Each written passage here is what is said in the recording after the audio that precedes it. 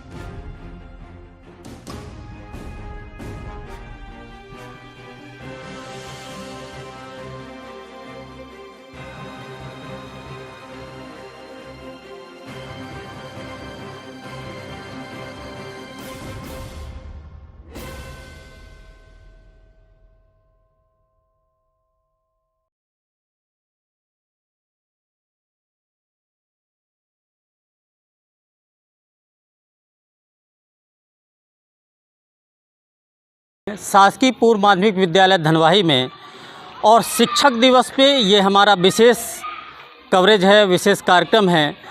हम यहाँ पर बच्चों से भी बात करेंगे, शिक्षक शिक्षिका से भी बात करेंगे और बच्चों से ये जानने का प्रयास करेंगे कि शिक्षक दिवस को वो कैसे देखते हैं और एक शिक्षक का उनके जीवन में कितना बड़ा महत्व है। जैसा कि हम जानते हैं कि शिक्षक को हम दूसरा अभिभावक भी कह सकते हैं। शिक्षक ही हमारी उंगली पकड़कर हमें उस भविष्य के दरवाजे तक ले जाता है जहां से हम नई दुनिया में कदम रखते हैं और ऊंचाइयों को छूते हैं। हम ऐसे ही शिक्षक से आपको मिलाना चाहेंगे जिनकी रुचि हमेशा एक नए तरीके से बच्चों को पढ़ाने की होती है। आपका जो प्रयास होता है लगातार बच्चों को प्रैक्टिकल तरीके से पढ़ाने का, समझाने का, बच्चों का स्कूल के प्रति लगाव कैसे बढ़े, शिक्षा में लगाव कैसे बढ़े, इसके लिए आप लगातार प्रयासरत रहती हैं। हम उनसे बात करेंगे कि आपको इस तरीके से शिक्षण पद्धति की सोच आपके मन में कैसे आई कि आप बच्चों को इस तरीके से भी पढ़ाएं।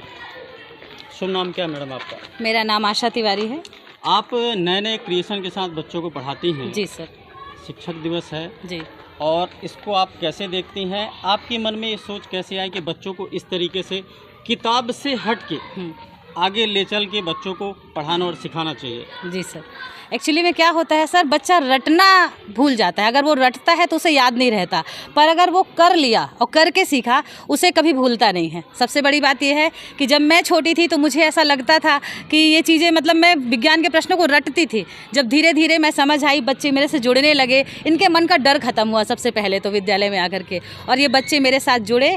और जब क्रिएटिविटी के साथ पढ़ते हैं, जितनी एक्टिविटी हमारी बुक में, साइंस की बुक में दी हुई हैं, ये बच्चे एक्टिविटी के साथ करते हैं। इन्हें प्रश्न को रटने की आवश्यकता नहीं होती, ये सीधे उस प्रश्न को अपने शब्दों में लिख करके और बता देते हैं। जैसे अभी हमारा टॉपिक चल रहा था, अध्याय 3 चल रहा था विज्ञान में, साग, झाड़ी और वृक्ष। हमारे बच्चों ने बहुत अच्छे से बताया। आप चाहें तो हमारे बच्चों से पूछ सकते हैं कि साग, झाड़ी और वृक्ष में क्या अंतर है, वो बता देंगे आपको।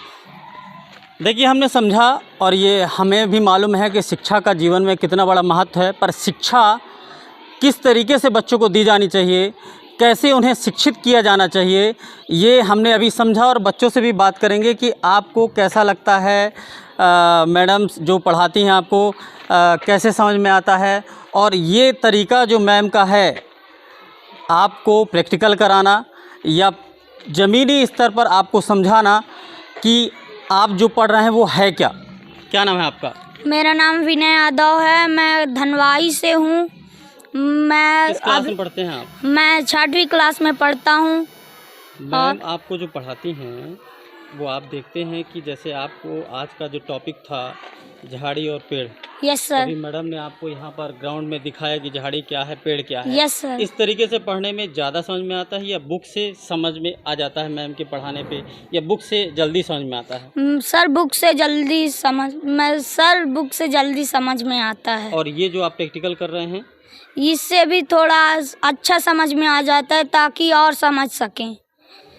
चलिए यहाँ पर बच्चे से हमने बात की और बच्चे का कहना ये है कि जिस तरीके से जो मैडम हैं यहाँ पर शिक्षिका हैं, उनके द्वारा पुस्तक के अलावा प्रैक्टिकल करके जो बातें बताई जाती हैं उसमें बच्चों की रुचि अधिक होती है और वो जो ज्ञान है वो कहीं ना कहीं न मिटने वाला है और वो आने वाले समय में जो परीक्षाएं होंगी उसके लिए वो ज़्यादा मददगार होता है।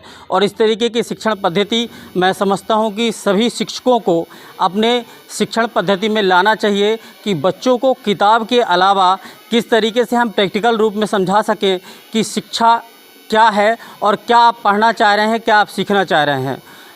इस तरीके से शिक्षकों को APR न्यूज़ भी नमन करता है। मेरे सहयोगी कैमरामैन के साथ विकास तिवारी, APR न्यूज़, उमरिया।